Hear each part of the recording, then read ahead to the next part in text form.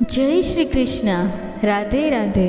મારી યુટ્યુબ ચેનલમાં તમારું હાર્દિક સ્વાગત છે. મિત્રો, આજથી આપણે ગીતાના 18 અધ્યાય વિશે વાત કરીશું, જેમાંથી આજે અધ્યાય 1 અને અધ્યાય 2 વિશે વાત કરીશું. તો છેલ્લે સુધી ધ્યાનથી સાંભળજો, જેથી તમારું કલ્યાણ થઈ શકે. અધ્યાય 1. મંગળ પ્રભાત. જ્યારે પાંડવો કૌરવો પોતાની સેના લઈને લડાઈના મેદાન કુરુક્ષેત્રમાં આવી ઊભા, ત્યારે કૌરવોના રાજા દુર્યોધન દ્રોણાચાર્યની પાસે બંનેના મુખ્ય લડવૈયાઓનું વર્ણન કરે છે. લડાઈની તૈયારી થતાં બંનેના શંખ વાગે છે ને શ્રી કૃષ્ણ ભગવાન, જે અર્જુનનો રથ હંકારનાર છે, તે તેના રથને બંને લશ્કર વચ્ચે લાવે છે. આ જોઈ અર્જુન ગભરાય છે ને શ્રી કૃષ્ણને કહે છે, મારાથી આની સામે કેમ લડાય? પરાયાની સાથે લડવાનું હોય તો હું હમણાં લડી લઉં, પણ આ તો સ્વજન છે, મારા જ છે. કૌરવ કોણ ને પાંડવ કોણ? એ તો કાકાના. અમે સાથે ઉછર્યા. દ્રોણ તે કૌરવોના જ આચાર્ય થોડા છે. અમને પણ તેમણે જ બધી વિદ્યા શીખવી. ભીષ્મ તો અમારા બધાના વડીલ છે, તેની સાથે લડાઈ કેવી? ખરું છે કે કૌરવો આત્યાયી છે. તેમણે ઘણા દુષ્ટ કર્મો કર્યા છે, અન્યાય કર્યો છે, પાંડવોની જમીન છીનવી લીધી છે, દ્રૌપદી જેવી મહાસતીનું અપમાન કર્યું છે. એ બધો એમનો દોષ ખરો, પણ એમને મારીને મારે ક્યાં જવું? એ તો મૂળ છે, એના જેવો હું કેમ થાઉં? મને તો કંઈક જ્ઞાન છે, સારા સરનો વિવેક છે. તેથી મારે જાણવું જોઈએ કે સગાઓની સાથે લડવામાં પાપ છે. ભલે તેઓ પાંડવનો ભાગ પચાવી બેઠા, ભલે તેઓ અમને મારી નાખે, પણ અમારાથી તેમની સામે હાથ કેમ ઉગામાય? હે કૃષ્ણ, હું તો આ સગા વહાલાની સામે નહીં લડું. એમ કહી તમ્મર ખાઈને અર્જુન પોતાના રથમાં પડ્યો. આમ આ પહેલો અધ્યાય પૂરો થાય છે. તેનું નામ અર્જુન વિષાદ યોગ છે. વિષાદ એટલે દુઃખ. જેવું દુઃખ અર્જુનને થયું તેવું આપણને બધાને થવું જોઈએ. ધર્મવેદના, ધર્મ જિજ્ઞાસા વિના જ્ઞાન મળે નહીં. જેના મનમાં સારું શું ને માઠું શું એ જાણવાની ઈચ્છા સરખી ન થાય, તેની પાસે ધર્મવાતો શી? કુરુક્ષેત્રની લડાઈ એ નિમિત્ત માત્ર છે, અથવા ખરું કુરુક્ષેત્ર આપણું શરીર છે. તે કુરુક્ષેત્ર છે, તેમજ ધર્મક્ષેત્ર છે. જો તેને આપણે ઈશ્વરનું નિવાસ સ્થાન માનીએ ને કર્મ કરીએ તો એ ધર્મક્ષેત્ર છે. તે ક્ષેત્રમાં આપણી સામે કંઈ ને કંઈ લડાઈ હોય છે, અને આવી ઘણી ખરી લડાઈઓ આ મારું ને આ તારું એમાંથી થાય છે. સ્વજન પરજનના ભેદમાંથી આવી લડાઈ થાય છે. એટલે જ ભગવાન અર્જુનને કહેવાના છે કે અધર્મ માત્રનું મૂળ રાગ દ્વેષ છે. મારું માન્યું તેમાં રાગ ઉત્પન્ન થયો, પારકાનું માન્યું એટલે દ્વેષ ઉત્પન્ન થયો, વાર ભાવ થયો. તેથી મારું તારુંનો ભેદ ભૂલવો ઘટે છે, એટલે રાગ દ્વેષ છોડવા ઘટે છે. એમ ગીતા અને બધા ધર્મગ્રંથો પોકારીને કહે છે. એ કહેવું એક વાત છે, એ પ્રમાણે કરવું નોખી વાત છે. ગીતા એ પ્રમાણે કરવાનું પણ આપણને શીખવે છે. એ કેમ તે આપણે સમજવાનો પ્રયત્ન કરીશું. અધ્યાય 2. સોમપ્રભાત. જ્યારે અર્જુન કંઈક સ્વસ્થ થયો ત્યારે ભગવાને તેને ઠપકો દીધો ને કહ્યું, આવો મોહ તને ક્યાંથી? એ તારા જેવા વીર પુરુષને છાજતો નથી. પણ અર્જુનનો મોહ એમ ટળે તેમ ન હતું. તેણે લડવાની ના પાડી ને કહ્યું, આ સગા સાય વડીલજનને મારીને મારે રાજપાટ તો શું, સ્વર્ગનું સુખ પણ ન જોઈએ. હું તો મૂંઝાઈ પડ્યો છું. આ ટાણે ધર્મ શું છે એની કંઈ ખબર નથી પડતી. તમારે શરણે છું, મને ધર્મ સમજાવો.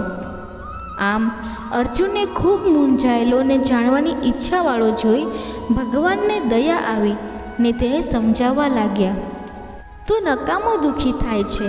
ને વગર સમજે જ્ઞાનની વાતો કરે છે. દેહ અને દેહમાં રહેતા આત્માનો ભેદ જ ભૂલી ગયો જણાય છે. દેહ મરે છે, આત્મા નથી મરતો. દેહ તો જન્મથી જ નાશવંત છે. દેહમાં જુવાની અને ઘડપણ આવે છે, તેમ તેનો નાશ પણ થાય છે. દેહનો નાશ થતાં દેહીનો નાશ કદી થતો નથી. દેહનો જન્મ છે, આત્માનો જન્મ નથી. આત્મા તો અજન્મ છે, તેને વધઘટ નથી. તે તો હંમેશ હતો, આજે છે ને હવે પછી રહેવાનો જ છે. એટલે તું શાનો શોક કરે છે? તારો શોક જ તારા મોહમાં રહેલો છે. આ કૌરવાદીને તું તારા માને છે એટલે તને મમતા થઈ છે. પણ તું સમજ છે કે જે દેહને વિશે તને મમત્વ છે તેનો તો નાશ જ છે. તેમાં રહેનારા જીવનો વિચાર કરે તો તુરંત સમજે કે તેનો નાશ કરવા કોઈ સમર્થ નથી. તેને નથી અગ્નિ બાળી શકતો, નથી પાણીમાં તે ડૂબી શકતો, નથી વાયુ તેને સુકાવી શકતો. વળી તું તારો ધર્મ વિચારી જો. તું તો ક્ષત્રિય છે, તારી પાછળ આ લશ્કર એકઠું થયું છે. હવે તું કાયર થાય, તેથી તો તું ઈચ્છે છે તેના કરતાં ઉલટું પરિણામ આવશે ને તારી હાંસી થશે. આજ લગી તારી ગણતરી બહાદુરમાં થઈ છે. હવે જો તું અધવચમાં લડાઈ મૂકી દે તો તું કાયર થઈને ભાગ્યો એમ કહેવાશે. જો ભાગવું એ ધર્મ હોય તો લોકનિંદાની કંઈ હરકત નથી. પણ અહીં તો તું ભાગે તો અધર્મ થાય ને લોકનિંદા યોગ્ય જ ગણાય, એવો બેવડો દોષ આવે. આ તો મેં તારી પાસે બુદ્ધિની દલીલ કરી, આત્મા અને દેહનો ભેદ બતાવ્યો ને તારા કુળ ધર્મનું તને ભાન કરાવ્યું. પણ હવે તને હું કર્મયોગની વાત સમજાવું. એ યોગ આચરનારને નુકસાન થાય જ નહીં. એમાં તર્કની વાત નથી, એમાં તો આચરણની કરીને અનુભવ લેવાની વાત છે. અને એ તો પ્રસિદ્ધ અનુભવ છે કે હજારો મણ તર્ક કરતાં એક અધોળ પણ આચરણ જડી જાય. એ આચરણમાં પણ જો સારા માઠા પરિણામનો તર્ક ભળે તો તે દૂષિત થઈ જાય. પરિણામનો વિચાર કરતાં જ બુદ્ધિ મેલી થાય છે. વેદિયા માણસો કર્મકાંડમાં પડી અનેક જાતના ફળ મેળવવાને સારું અનેક ક્રિયાઓ આદરી બેસે છે. એકથી ફળ ન મળ્યું તો બીજું કરવા મથે છે ને આમ કરતાં તેમની મતિ ડહોળાઈ જાય છે. વાસ્તવિક રીતે મનુષ્યનો ધર્મ ફળનો વિચાર કર્યા વિના કર્તવ્ય કર્મ કર્યા જવાનો છે. અત્યારે આ યુદ્ધ તારું કર્તવ્ય છે, એ પૂરું કરવું એ તારો ધર્મ છે. લાભહાનિ, હાર જીત એ તારા હાથમાં નથી. તું ગાંડાના કૂતરાની જેમ એનો ભાર શાને ઉપાડે છે? હાર જીત, ટાઢ તડકો, સુખ દુઃખ દેહની પાછળ પડ્યા જ છે. તેમને માણસે સહન કરવા ઘટે છે. ગમે તે પરિણામ આવે તેને વિશે નિશ્ચિત રહી ક્ષમતા રાખી માણસે પોતાના કર્તવ્યમાં તન્મય થવું ઘટે છે. આનું નામ યોગ છે ને એમાં જ કર્મ કુશળતા છે. એટલે કાર્યની સિદ્ધિ કાર્ય કરવામાં રહી છે, તેના પરિણામમાં નહીં. તું સ્વસ્થ થઈ જા, ફળનું અભિમાન છોડી ને કર્તવ્યનું પાલન કર. આ સાંભળીને અર્જુન પૂછે છે, આ તો મારા ગજા ઉપરાંત લાગે છે. હાર જીતનો વિચાર છોડવો, પરિણામનો વિચાર જ ન કરો એવી ક્ષમતા, એવી સ્થિર બુદ્ધિ કેમ આવી શકે? એવી સ્થિર બુદ્ધિવાળા કેવા હોય, એ કેમ ઓળખાય એ મને સમજાવો. ત્યારે ભગવાને જવાબ આપ્યો, હે રાજા, જે મનુષ્ય પોતાની કામના માત્રાનો ત્યાગ કર્યો છે ને પોતાના અંતરમાંથી જ સંતોષ મેળવે છે તે સ્થિર ચિત્ત, સ્થિર પ્રજ્ઞ, સ્થિર બુદ્ધિ કે સમાધિસ્થ કહેવાય. એવો મનુષ્ય દુઃખથી દુઃખી નહીં થાય, સુખથી ફૂલાઈ નહીં જાય. સુખ દુઃખાદી 5 ઇન્દ્રિયોના વિષયો છે. તેથી એવો ડાહ્યો માણસ કાચબાની જેમ પોતાની ઇન્દ્રિયોને સમેટી લે છે. પણ કાચબો તો જ્યારે કોઈ દુશ્મનને જુએ છે ત્યારે પોતાનું અંગ ઢાલની નીચે સમેટે છે. જ્યારે મનુષ્યની ઇન્દ્રિયો ઉપર વિષયો રોજ ચડાઈ કરવા ઊભા જ છે, એટલે તેણે તો હંમેશા ઇન્દ્રિયોને સમેટી રાખી પોતે ઢાલરૂપ થઈ વિષયોની સામે લડવાનું છે. આ ખરું યુદ્ધ છે. કોઈ તો વિષયોને વારવા સારું દેહદમન કરે છે, ઉપવાસ કરે છે, એ ઠીક છે. ઉપવાસ હોય ત્યાં લગી ઇન્દ્રિયો વિષય ભણી નથી દોડતી, પણ એકલા ઉપવાસથી રસ સુકાઈ નથી જતા. ઉપવાસ છોડતા એ તો વળી વધી પણ પડે. રસને કાઢવા સારું તો ઈશ્વર પ્રસાદ જોઈએ.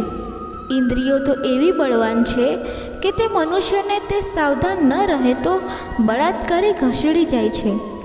અને તેથી માણસે ઇન્દ્રિયોને હંમેશા પોતાના તાબામાં રાખવી જોઈએ. પણ તે તો જ્યારે તે ઈશ્વરનું ધ્યાન ધરે, અંતર્મુખ થાય, હૃદયમાં રહેલા અંતર્યામીને ઓળખે, તેની ભક્તિ કરે ત્યારે બને. આમ જે માણસ મારામાં પરાયણ થઈને અને રહીને પોતાની ઇન્દ્રિયોને વશમાં રાખે તે સ્થિર બુદ્ધિ યોગી કહેવાય. એમ જે નથી કરતો તેના હાલ કેવા થાય છે એ પણ કહું.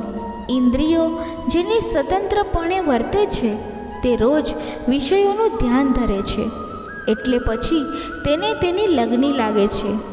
એ વિના બીજું સૂઝતું જ નથી. એવી લગ્નીમાંથી એને કામ ઉત્પન્ન થાય છે. પછી તે પૂરાય નહીં એટલે તેને ક્રોધ આવે છે. ક્રોધાતુર અડધો ગાંડા જેવો બને જ છે. તેને પોતાનું ભાન નથી રહેતું, એટલે સ્મરણ ન રહેતા આમ તેમ બકે છે ને વર્તે છે. એવા માણસનો છેવટે નાશ ન થાય તો શું થાય? જેની અનિંદ્રિયો આમ ભમે છે તેની સ્થિતિ સુકાન વિનાના વહાણ જેવી થઈ જાય છે. ગમે તે વાયુ વહાણને જ્યાં ત્યાં ઘસડી જાય છે ને છેવટે કોઈ ભેખડ ઉપર ચડી વહાણના ભૂક્કા થઈ જાય છે. તેવા હાલ જેની ઇન્દ્રિયો ભટક્યા કરે છે તેના થાય છે. તેથી માણસે કામનાઓને છોડવી જોઈએ, ઇન્દ્રિયો પર કાબૂ કરવો જોઈએ. એટલે ઇન્દ્રિયો ન કરવાનું નહીં કરે. આંખ સીધી રહેશે, પવિત્ર વસ્તુ જ ભાળશે. કાન ભગવત ભજન સાંભળશે કે દુઃખીનો અવાજ સાંભળશે. હાથ પગ સેવા કાર્યમાં રોકાયા રહેશે. અને એ સૌ ઇન્દ્રિયો મનુષ્યના કર્તવ્ય કાર્યમાં જ પરોવાયેલી રહેશે ને તેમાંથી ઈશ્વર પ્રસાદી મળશે. જ્યારે તે પ્રસાદી મળી ત્યારે બધા દુઃખો ગયા એમ જાણવું. સૂર્યની સમક્ષ જેમ બરફ પીગળી જાય છે તેમ ઈશ્વર પ્રસાદીના તેજથી દુઃખ માત્ર ભાગી જાય છે. અને આવો માણસ તે સ્થિર બુદ્ધિ કહેવાય. પણ જેની બુદ્ધિ સ્થિર નથી તેને સારી ભાવના ક્યાંથી? જેને સારી ભાવના નથી તેને શાંતિ ક્યાંથી? જ્યાં શાંતિ નથી ત્યાં સુખ ક્યાંથી? સ્થિર બુદ્ધિ માણસને જ્યાં દીવા જેવું ચોખ્ખું દેખાય છે ને ત્યાં અસ્થિર મનવાળા દુનિયાની ધમાલમાં પડેલા જોઈ જ નથી શકતા. ને જે આવા ધમાલિયાને ચોખ્ખા જેવું લાગે છે તે સમાધિસ્થ યોગી સ્પષ્ટ રીતે મેલું જોઈ જાય છે ને તે તરફ નજર સરખીએ કરતો નથી. આવા યોગીની તો એવી સ્થિતિ હોય છે કે નદી નાળાના પાણી જેમ સમુદ્રમાં સમી જાય છે. અને એવો માણસ સમુદ્રની જેમ હંમેશા શાંત રહે છે. તેથી જે માણસ સર્વ કામનાઓ તજી નિરહંકાર થઈ મમતા છોડી તટસ્થપણે વર્તે છે તે શાંતિ પામે છે. આ ઈશ્વર પ્રાપ્તિની સ્થિતિ છે. અને એવી સ્થિતિ જેને મરણ પર્યંત ટકે છે તે મોક્ષ પામે છે. મિત્રો, જો તમને અમારો વિડીયો પસંદ આવ્યો હોય તો વિડીયોને લાઈક કરી ચેનલને સબસ્ક્રાઈબ જરૂરથી કરજો. ધન્યવાદ. જય શ્રી કૃષ્ણ. રાધે રાધે.